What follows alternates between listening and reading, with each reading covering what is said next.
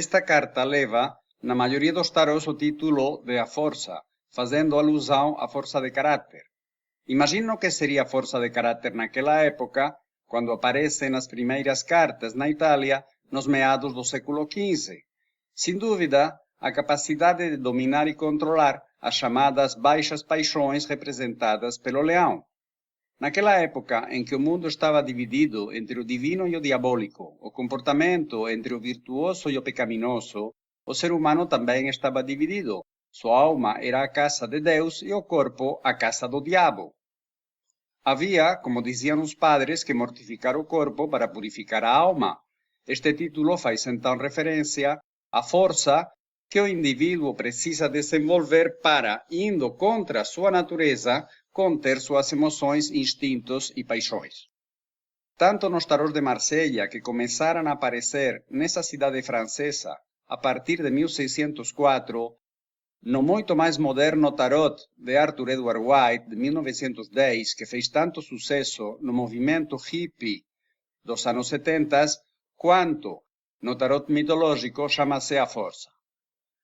No Osho Zen Tarot tem o título de O Avanço, falando do salto evolutivo que acontece na vida quando conseguimos superar um desafio, quando transformamos esse desafio, esse bloqueio, em uma ação correta.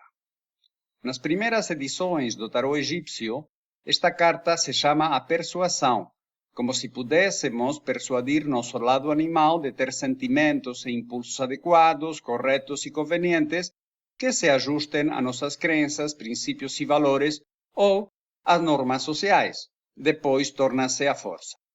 Crowley a chama em inglês lust, que literalmente significa luxúria ou desejo veemente, mas veremos este título melhor depois de ver os símbolos da carta. Esta é a carta de número 11. Na tradição dos tarôs de Marsella, no entanto, no tarô de White, é de número 8, resultado de dar a carta da justiça, o número 11, sobra o 8 para este arcano. O número 11 pode ser representado pelo chamado hexagrama pentáfico, que mostra uma estrela de 5 pontas, um pentagrama, inscrito em uma estrela de 6 pontas, um hexagrama. Representa o ser humano, o microcosmo, inserido no universo, o macrocosmo. Durante muito tempo, se pensou que não era possível desenhar um hexagrama com apenas um traço, sem levantar em algum momento o lápis do papel.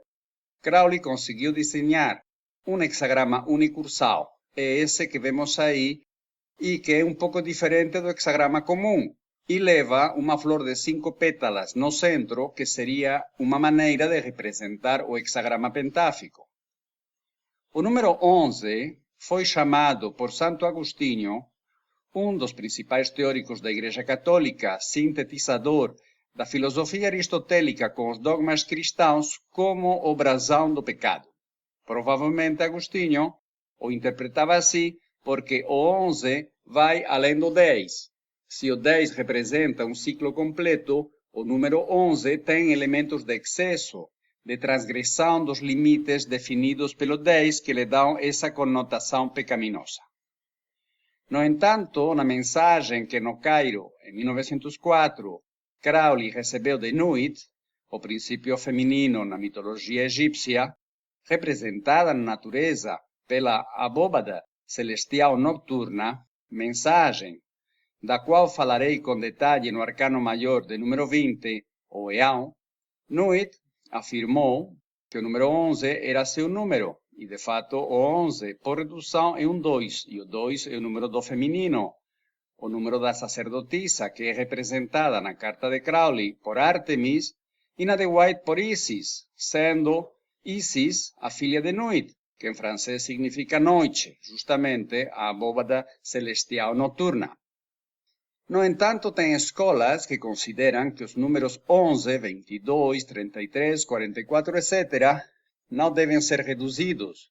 Os chamam números mestres e dizem que as pessoas que têm estes números como resultado da soma dos dígitos que compõem sua data de nascimento são pessoas cujo trabalho consiste em construir-se a si mesmas para transformar-se em mestres.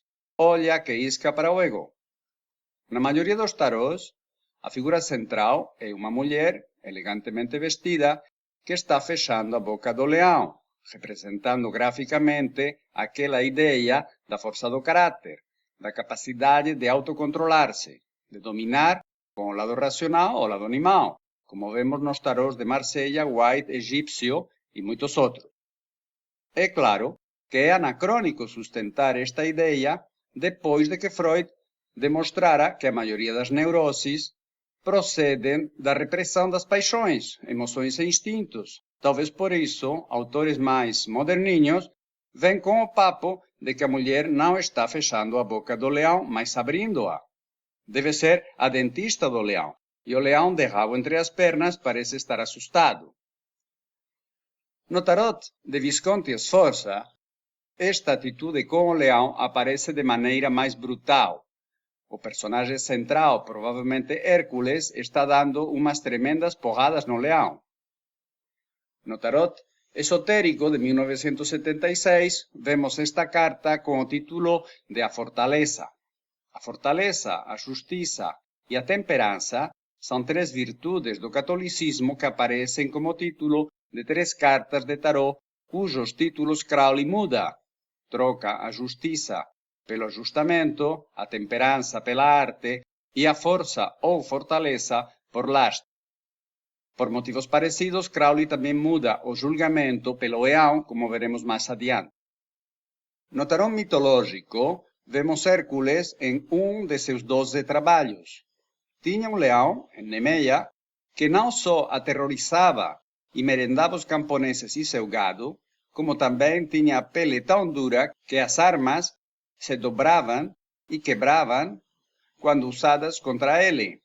Um dos trabalhos de Hércules foi justamente matar o leão, e como não conseguia fazê-lo com as armas, abraçando-o, o estrangulou, e depois, usando as afiadíssimas garras do animal, cortou a pele e vestiu-se com ela, e a partir de então se tornou praticamente invulnerável com aquela espécie de armadura. Nesse abraço temos, apesar de que expressada de uma maneira um tanto esquisita, a ideia da integração do consciente com o inconsciente, do racional com o animal. De fato, este trabalho de Hércules acontece dentro da caverna que representa o inconsciente, onde habitam nossos instintos. No tarot da Golden Dawn 1890 e no cósmico 1988 temos imagens diferentes, onde a mulher já não está mais dominando ou controlando o leão, onde o lado racional não está reprimindo o lado animal. No tarot da Golden Dawn estão um ao lado do outro e, inclusive, tem uma certa semelhança entre o rabo de cavalo do cabelo da mulher e o rabo do leão. Mr. White ficou para trás nesta ideia de integração.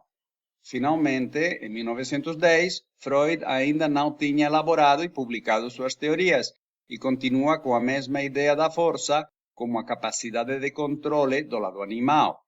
White, seguindo a tradição do tarot de Marsella e tal como já tinha feito com o mago, coloca sobre a cabeça da mulher uma lemniscata, símbolo do infinito, e também deitado é o número 8, atribuído por White a esta carta.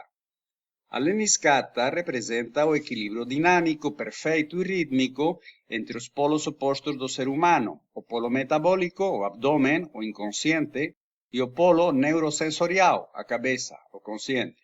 White, mais ligado ao misticismo cristão e quase toda a tradição ocidental, entende que esse equilíbrio se alcança só através do controle da razão sobre a animalidade.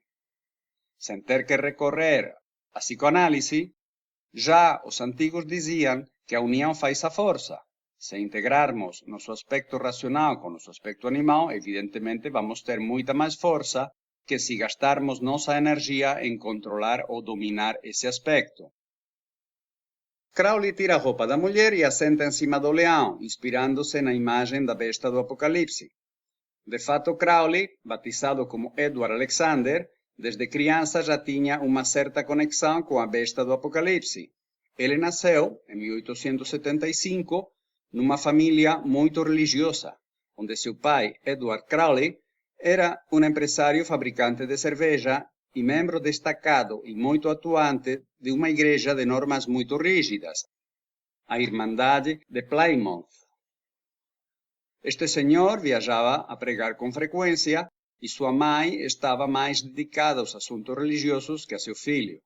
Em casa, lia-se e comentava-se a Bíblia diariamente junto com os funcionários e era nesses momentos que o jovem Edward Alexander tinha um contato mais próximo com seus pais, de maneira que no início se interessou muito por essas leituras. Crowley aprendeu com seu pai a jogar xadrez e a gostar da literatura inglesa, e mais tarde se transforma num premiado jogador de xadrez que escreveu mais de uma centena de livros entre esoterismo, teatro, poesia, ensaio, etc. O pai morre quando ele tinha apenas 11 anos e sua educação fica a cargo de sua mãe, Emily Bertha Bishop, e do irmão de sua mãe, Tom Bishop, sujeito fanático e cruel. Assim, Crowley é enviado a estudar em uma escola da Irmandade de Plymouth, que ele chamaria no seu livro Confissões de O Inferno, onde, em um ambiente extremadamente rígido e hipocritamente puritano, foi abusado sexualmente por vários professores e começa a rebelar-se contra os dogmas religiosos em geral e contra o cristianismo em particular. Durante toda essa época, onde sua mãe, que depois da morte do Sr. Edward, se tornou cada vez mais fanática, tentando controlar aquele jovem inteligente, questionador e travesso, que não devia ser um menino modelo segundo as expectativas da mãe, sempre que seu filho aprontava, Dona Emily falava que ele era a besta do Apocalipse. E o adolescente foi ficando com isso na cabeça. Posteriormente, Crowley considerou a besta do Apocalipse como um símbolo da chegada dos novos tempos, onde grandes setores da população teriam um enfoque diferente em relação ao corpo e à sexualidade, que deixariam de ser considerados como algo demoníaco. Crowley conta que só se sentiu voltando à vida quando saiu daquele inferno e aos 18 anos foi estudar para diplomata em Cambridge, acreditando que uma elite de pessoas de autoconhecimento e avançadas ideias poderiam melhorar o mundo. Permaneceu no Trinity College de Cambridge de 1895 a 1898, mas, solidarizando-se com Oscar Wilde quando este foi expulso da faculdade por ter saído do armário, se desilude do sistema educacional oficial e se autoexpulsa de lá. É nessa época que Edward Alexander Crowley decide mudar seu nome, traduz Alexander para o galês e passa a se chamar Aleister Crowley. Por volta de 1896, já com 20 anos, Crowley iniciou a leitura de alguns livros sobre magia e misticismo. Foi a leitura do livro de Carl von Eckartshausen, A Nuvem sobre o Santuário, que fez com que Crowley decidisse dedicar sua vida ao estudo do ocultismo e da magia. Em 1898, 2 anos depois, entra na Ordem Hermética da Golden Dawn, ou Aurora Dourada, criada por MacGregor Matter, William Robert Woodman e William Wynne Westcott em 1888. Uma fraternidade já dividida internamente por conflitos pela liderança e toma como nome iniciático Perdurabo, aquele que perdura. Durante 2 anos, e sob a orientação de Alan Bennett, que depois parte para Sri Lanka para tornar-se monge budista e o maior difusor do budismo na Inglaterra, vai ascendendo graus na ordem, mesmo com a oposição de Arthur Edward White e William Yeats, e alguns outros membros que chegaram a falar que a Golden Dawn não é um reformatório. A iniciação pelo próprio chefe dela, MacGregor Matters de Crowley, ao círculo interno da ordem, foi o estopim que acabou dividindo a ordem e levando-a à falência. Em 1900, com 25 anos, começa uma série de viagens que o levam, em primeiro lugar, ao México, onde escalou os vulcões de Iztaccíhuatl y Popocatépetl, tomó peyote y visitó Tepoztlán. Foi lá que Oscar Eckerstein, también alpinista, guía de alta montaña y mentor de Crowley en filosofía oriental, o desafió a manter a mente en branco, olhando para o ponteiro dos segundos de um relógio de parede. Crowley não chegou aos 10 segundos, então Eckerstein iniciou ele em Raja Yoga, ou Yoga da mente. Do México, país que sempre apreciou muito, foi para São Francisco, Havaí, Japão, Hong Kong e Sri Lanka, onde se encontra com Alan Bennett, que lhe ensina Hatha Yoga, budismo e meditação. Parece que lá atinge o estado de dhyana, onde o meditador se une à meditação e a mente desaparece, um estado, então, de não mente. De lá parte para os Himalaias para, com Eckerstein e outros companheiros, tentar escalar sem sucesso, e ainda pegou malária, o K2, o segundo pico mais alto depois do Everest, só conquistado em 1954 por uma expedição italiana. De volta à Europa, compra uma mansão às margens do famoso Lago Ness, onde se estabelece para praticar os rituais do livro Abre Melin o Mago, escrito por volta do ano 1600, com o propósito de unir-se com seu santo anjo guardião, ou dito de outro modo, com sua essência divina, aparentemente com bastante êxito. Nesse ano, casa com Rosie Kelly, e em 1904 viaja para o Egito de lua de mel com o intuito de invocar as entidades egípcias. Lá, ele recebe delas uma série de mensagens compilados com o título de O Livro da Lei, onde Crowley é nomeado o profeta da nova era. Veremos com mais detalhe esta história na carta do Eão. Volta aos Himalaias para escalar o Kanchenjunga, em 1905, o terceiro pico mais alto, e fracassa, sendo que 4 alpinistas morrem. Volta a se encontrar com MacGregor Matters em Paris, que não aceita a revelação que teve Crowley. 2 bicudos não se beijam. E este se desliga definitivamente dos restos fraccionados e embriga da Golden Dawn e acaba fundando a Astrum Argentum em 1907 e The Equinox, publicação semestral.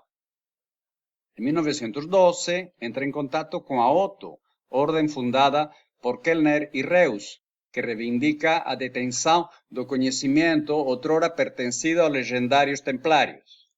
A esta ordem pertenceram Rudolf Steiner, fundador da antroposofia, Gerald Gardner, o pai da Wicca, Carl Germer, sucessor de Crowley como líder da Otto, e Spencer Lewis, fundador da Amorc. Crowley, como líder da ordem para os países de língua inglesa e com o nome iniciático de Baphomet, foi reescrevendo os rituais da Otto segundo os princípios do Livro da Lei até 1925, em que assume a liderança internacional.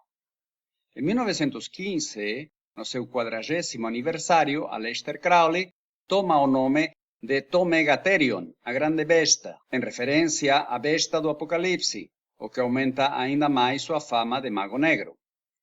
Crowley, na verdade, foi uma pessoa que estava adiantada à sua época. Em pleno puritanismo vitoriano, onde uma mulher que mostrasse o tornozelo era considerada uma prostituta, o nada recatado e ainda bissexual Crowley vem com a ideia da divindade interna. Sacraliza o sexo segundo a tradição tântrica. Fala que cada pessoa tem que fazer o que bem quiser e não o que a família, as religiões mandam. O estranho é que, como aconteceu com Wilhelm Reich ou Osho, não tinha sido encarcerado ou morto. Em 1920, funda a Abadia de Telema, em Cefalù, na Sicília, onde se realizam rituais de sexo grupal e é expulso da Itália pela polícia de Mussolini 3 anos depois. Tem quem disse que o serviço secreto italiano achava que ele era agente comunista. Em 1929, com 54 anos, junto com sua segunda esposa, Maria Teresa Ferrari de Miramar, e seu secretário e aluno Israel Regardie, foi expulso da França acusado de ser agente alemão. Finalmente, a Otto era originária desse país. Tem quem diz que Crowley a pedido da inteligência britânica, trabalhou nos Estados Unidos como agente na contraespionagem alemã. Também se fala que o desenho da pirâmide da nota de dólar foi coisa de Crowley a pedidos do presidente americano Roosevelt em 1933 e que o gesto de Vittoria de Vini Vidi Vinci de César, que o primeiro-ministro britânico Winston Churchill popularizou durante a Segunda Guerra Mundial, foi sugerido por Crowley. Na verdade, Crowley gostava que falassem dele, mesmo que fosse mau. Periodicamente escandalizava e dava material para a imprensa sensacionalista. Assim, em 1930, já com 55 anos, Crowley chegou a Lisboa acompanhado de sua amante, a artista alemã de 19 anos, Miss Jagger, para encontrar-se com o poeta Fernando Pessoa. Estando lá, depois de uma crise de histeria, a jovem desapareceu e Crowley fingiu suicídio no despenhadeiro marino da Boca do Inferno, onde ainda tem uma lápide que lembra o incidente. Nessa lápide está registrada o que seriam as últimas palavras escritas por Crowley numa folha de papel do hotel onde se hospedava. Com a cumplicidade de Fernando Pessoa e o esotérico e jornalista do Diário de Notícias Augusto Ferreira Gomes de Lisboa, a notícia do suicídio se espalhou por toda a Europa. Umas semanas depois, reaparece em Londres e volta a ser manchete na imprensa. No entanto, ele mesmo deixou escrito na revista Sunday Dispatch, em 1933, o seguinte: para praticar magia negra, tem-se que violar todo o princípio da ciência, decência e inteligência. Deve-se estar obcecado com uma ideia demente da importância do mesquinho objeto de teus detestáveis e egoístas desejos. Acusaram-me de ser mago negro. Não fizeram nenhuma afirmação mais tonta do que esta sobre mim. Na carta de Crowley, vemos a mulher sentada em cima do leão, ou seja, o lado racional e o lado animal perfeitamente integrados. A mulher segura com a mão esquerda umas rédeas que, como podem ver, não estão forçando o leão a dirigir-se a nenhuma parte. Na verdade, não sabemos se são as rédeas que seguram o braço da mulher ou se é o braço da mulher que segura as rédeas. As rédeas são vermelhas, a cor da paixão que une a mulher, que Crowley chama de Babylon, ou mulher escarlate, com o leão. A besta do Apocalipse, nos diz São João, era um monstro de 7 cabeças e 10 chifres, cavalgado por uma mulher, Babilón, uma prostituta que tinha fornicado com todos os reis da terra. Entre as pernas do leão, vemos estes reis que, depois desta tal fornicação com a chamada prostituta, entraram em êxtase, fundindo-se com a totalidade do universo. Com a mão direita, levanta um cálice ou matriz, de onde surgem 10 chifres serpentes com forma de espiral, mostrando energia criativa em seus aspectos mais elevados, dirigidos em todas as direções para destruir e recriar o mundo. As 7 cabeças do leão, diz Crowley, são as 7 formas da paixão, representadas por um anjo, um santo, um poeta, uma mulher adúltera, um homem valente, um sátiro, e o rabo em forma de uma cabeça de leão com uma roda de fogo e corpo de serpente, que é a Kundalini. Como pano de fundo da mulher e do leão, vemos 10 círculos listrados e sombrios, representando a velha ordem e seus arcaicos sistemas de classificação que estão se desestruturando. Em cima, e energizados pelos raios que saem da matriz, tem 10 círculos reluzentes. São as 10 sefirotes latentes e ainda não ordenadas, pois a nova era que se avizinha exige um novo sistema de classificação do universo. A mulher de comprida cabeleira dourada está em êxtase, irradiando sensualidade e prazer ao integrar seu lado animal. Ela é a viva representação da mulher da nova era que se liberou do papel degradado que as sociedades patriarcais e suas religiões lhe conferiram. A esposa submissa, mais sacrificada, a caricatura do feminino que nos foi vendida pela igreja, representada pela mãe de Jesus, aquela mulher sofredora que nem sequer teve prazer quando foi fecundada pela pombinha. Claro que com o tamanho daquele negocinho da pombinha, esse modelo se transforma na mulher cheia de prazer que vemos na carta dona do seu corpo, de sua sexualidade e da sua vida autônoma e independente. Esta carta, 12ª da sequência de arcanos maiores, se corresponde com a letra Tet, nona carta da sequência do alfabeto hebraico. Tet significa serpente, neste caso a Kundalini, que aparece na cauda do leão. Esta letra se corresponde, e portanto a carta também, com o 19º caminho, um caminho horizontal que une Chesed com Gevurah. Com o som desta letra, nosso T, o princípio criador, fez o signo de leão, que vemos aqui na imagem de Jofra. Esta carta representa a vitalidade, a beleza e o brilho dos seres. Na natureza, é a luxuriosa manifestação da vida. No mundo humano, mostra a integração entre o lado animal e o racional. Quando identificamos, respeitamos e acolhemos o que vem de nosso lado animal, ou seja, as emoções, os instintos, os impulsos vitais e as necessidades corporais e biológicas, e os integramos com o lado racional, encontrando maneiras adequadas e convenientes de canalizá-los na ação, vem à tona toda uma série de efeitos colaterais, como a alegria, o entusiasmo, melhora a vitalidade e a saúde, a sensualidade, a autoestima, a força interior, a paixão pela vida e o prazer. A criatividade primitiva, que a princípio está dirigida para dar continuidade à espécie, enchendo de moleques o planeta, é integrada com o lado racional e se manifesta como uma criatividade elaborada que pode ser expressada num amplo leque de possibilidades, como mostram os chifres serpentes. Esta carta também tem outro efeito, que é deixar de fingir. No momento em que eu gosto de mim, não preciso fingir ou tentar ser o que eu não sou para conseguir aprovação alheia, posto que já estou aprovando-me. Como podem ver, os títulos de força, luxúria ou ainda volúpia são excessivamente reduzidos à sexualidade para esta carta. Por isso temos que buscar outro título para last. Poderia ser paixão, mas paixão, etimologicamente, está relacionada com sofrimento, daí vem o nome da paixão de Cristo. No Brasil temos a palavra tesão, tal como é concebida pelo psiquiatra, jornalista, dramaturgo, anarquista e paulista Roberto Freire, criador da somaterapia, no seu livro Sem Tesão não há solução.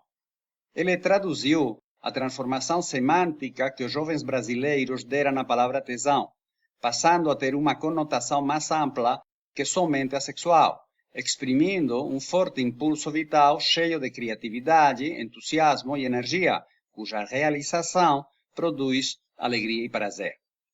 Esta praia é um tesão. Estou criando um website que é um tesão. No entanto, em Portugal e outros países de língua portuguesa, onde não existiu essa evolução desta palavra, tesão, aumentativo de teso, significa ereção. Nesses países usaremos entusiasmo, que vem do grego entheos, que significa ter a Deus dentro de si, estar possuído por um princípio divino. Para os gregos, quando uma pessoa estava endeusada, e isto acontecia com os poetas, com os artistas e com as pessoas apaixonadas, pelo fato de estar possuídas por um Deus, essas pessoas eram respeitadas. Como falei na carta da Roda da Fortuna do tarot mitológico, os deuses gregos não estão fora, senão que são impulsos internos. Então, estar possuído por um Deus significa ser um canal de expressão deste princípio interno que vem do inconsciente. Por tudo isso, finalmente optei por chamar a esta carta de o entusiasmo, ainda se considerarmos a divindade interna como princípio criador interno. Entusiasmo indicaria conexão e expressão da criatividade, cuja origem está no inconsciente, no lado animal, e que vemos na carta simbolizada pelo cálice matriz. Vejamos como este princípio de integração se desdobra nas diferentes posições da leitura terapêutica. Momento atual, posição de números 1 e 2. A pessoa está entrando em contato com o impulso de realizar esta integração. Está sentindo mais forte os impulsos que vêm do lado animal e está avaliando até que ponto os integra ou os reprime. A segunda carta pode estar mostrando se isto está efetivamente se manifestando de alguma maneira prática ou qual é o bloqueio que dificulta essa expressão. Âncora, posição de número 4. Podemos ter, por falta, uma consistente e crônica repressão de tudo que vem de nossa animalidade, as emoções, os instintos, os impulsos vitais e as necessidades corporais e biológicas. A pessoa se identifica com o lado racional e nega seu lado animal. Isso pode gerar uma desvitalização geral, acompanhada de tristeza, irritabilidade, ansiedade, neuroses e uma sensação de falta de sentido da vida. Por excesso, indica o caso de uma pessoa dividida entre um lado animal muito forte, uma expressão instintiva e emocional muito intensa, e umas crenças, princípios e valores castradores, concomitantemente com uma falta de autoconfiança que a impede de expressar esse lado animal de maneira direta, de maneira que esta expressão aparece distorcida. Sentindo-se incapaz de conseguir seus objetivos através de seus próprios talentos, esta pessoa tem a tendência a seduzir, a criar um clima erótico ao seu redor, pela maneira de mover-se, ou pela roupa que usa, ou pela maneira de gesticular, de falar, etc., para facilitar a consecução de seus objetivos. Isso não quer dizer que se deita com quem for, para conseguir alguma coisa, mas de uma maneira geralmente inconsciente cria um ambiente de sedução. Não é algo elaborado. O chefe fala para a secretária: amanhã vamos definir suas férias. A secretária coloca a minissaia mais curta que tem, fica o mais bonita e atrativa possível. Não vai transar com o chefe, mas sim criar nele uma simpatia que a favorece para conseguir umas férias melhores. Infância, posição de número 9. Podemos ver aqui diferentes casos. O primeiro seria a repressão das expressões corporais e emocionais da criança. Ela foi proibida de expressar impulsos instintivos e obrigaram a manter uma atitude corporal do tipo de cabo de vassoura, completamente rígida. Um segundo caso seria o da criança que passou por toda uma série de seduções e rejeições por parte de seus genitores. Primeiro eles seduziam a criança através da palavra, falando que a criança era muito bonita, do contato, do abraço exagerado ou sufocante, de presentes supérfluos ou descabidos, e quando esta criança se sentia estimulada a abrir seu coração, a expressar suas emoções, então chegava uma rejeição.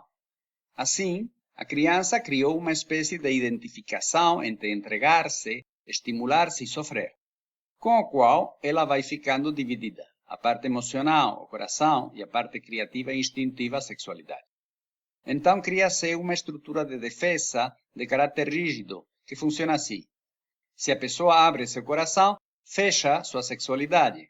E se abre sua sexualidade, encara o sexo com o coração fechado. É o caso de muitas mulheres que, quando adultas, podem viver sua sexualidade desde que travem seu coração, mas quando se abrem amorosamente aparecem toda uma série de problemas, como cândida, herpes vaginal, cistites, etc., que não lhe permitem viver plenamente sua sexualidade. No caso de um homem, ou vive o sexo sem amor, ou quando se namora, então brocha. Às vezes chega a aparecer uma espécie de surco transversal um pouco acima do umbigo, que vemos sutilmente na mulher escarlate, que indica a separação energética entre esses dois centros, o emocional e o sexual. Se essas rejeições acontecem quando a criança, entre 3 e 6 anos, vive o complexo de Edipo ou de Electra e se sente atraída sexualmente pelo genitor do sexo oposto, vamos ter problemas. Pode ser que o genitor do mesmo sexo fique muito ciumento, rejeite a criança e proíba qualquer tipo de contato com seu parceiro.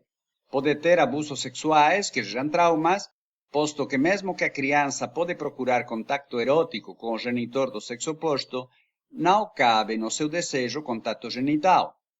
Também pode ser que este genitor se assuste ou não saiba administrar o movimento da criança em relação a ele e simplesmente rejeite este contato que a criança quer trocar. Relacionamentos amorosos, posição de número 6. Temos várias possibilidades. A primeira indicaria que a pessoa, produto de suas experiências em seus relacionamentos, está melhorando sua capacidade de integrar-se, incluindo com maior intensidade suas emoções e seus instintos nos seus relacionamentos, identificando e respeitando suas necessidades corporais, saindo de uma atitude de O que tenho que fazer para você me amar? Para tornar-se mais dona de seu corpo, de sua sexualidade e de sua vida. Também podemos ver aqui uma pessoa que vende no mercado dos relacionamentos esta atitude sedutora que já vimos na âncora por excesso. Pode dar-se de várias maneiras. Uma compulsão sedutora. A pessoa necessita seduzir a todo mundo. No fundo, está buscando a sua mãe ou seu pai. E através da sedução atrai pessoas. Mas em um determinado momento, percebe que essa pessoa não é seu pai ou sua mãe. E não lhe vai dar aquele amor incondicional que ela quer receber. E então vai procurar outra pessoa. Uma variante da anterior pode ser uma pessoa que o que mais a estimula e excita e autoafirma é a conquista. Assim, através da sedução, vai conquistando pessoas. Mas no momento em que começaria uma fase de envolver-se em profundidade, isso já não estimula e sai desse relacionamento para seduzir e conquistar outras pessoas. Outra possibilidade também é aquela pessoa que acredita que só vai poder dar continuidade a seu relacionamento se seduz continuamente a seu parceiro, se o mantém em um estado de atração sexual quase permanente. Para isso, usa todos os truques ao alcance de sua imaginação e de seu bolso. Se exige estar sempre muito bonita e uma boa cliente da sex shop e da lipoaspiração. Acha que se não conseguir manter-se maravilhosa, encantadora e adorável aos olhos de seu parceiro, este vai deixá-la e sofre com essa possibilidade. Necessidade interna ou voz da essência e método, posições de número 7 e 5, respectivamente. A pessoa necessita integrar esses dois lados. Precisa dar mais atenção a tudo o que vem do lado animal e integrá-lo com o lado racional. Não se trata nem de reprimi-lo ou sublimá-lo, nem de dar-lhe uma saída compulsiva ou explosiva produto de uma contenção crônica. Trata-se de encontrar com a razão a maneira mais adequada para expressar o que vem do lado animal. Sugeriremos também que a pessoa faça opções, geralmente profissionais, embora podem ser também em outros aspectos da vida, onde possa colocar melhor sua criatividade e gerar mais entusiasmo. No caso de uma mulher, esta carta pede uma mudança no sentido de atrever-se a aposentar o velho modelo patriarcal da mulher degradada e desenvolver independência e autonomia, proclamando-se dona de seu corpo e sua sexualidade. Caminho de crescimento, posição de número 6. Usando as chaves que apareceram nas cartas anteriores, esta pessoa começa a integrar seu lado animal com o racional, melhorando assim sua autoestima, sua vitalidade, sua capacidade de sentir prazer sensorial, expressa melhor sua sensualidade, desfruta mais de sua sexualidade e encara a vida com mais alegria, entusiasmo e criatividade. Se for mulher, está começando a romper com os velhos padrões de submissão e dependência. Resultado interno, posição de número 3. Como resultado do processo anterior, as dificuldades internas que esta pessoa tinha para identificar, respeitar e acolher suas emoções, instintos e necessidades corporais, dando-lhes uma expressão autêntica e conveniente, foram entendidas e desativadas. Desenvolveu autoconfiança e independência e é capaz de expressar sua criatividade. Se for uma mulher, torna-se dona de sua sexualidade e sua vida. Resultado externo, posição de número 10. É com esta atitude que vimos no resultado interno como a pessoa está lançando-se no mundo, provavelmente fazendo opções de alto nível de criatividade.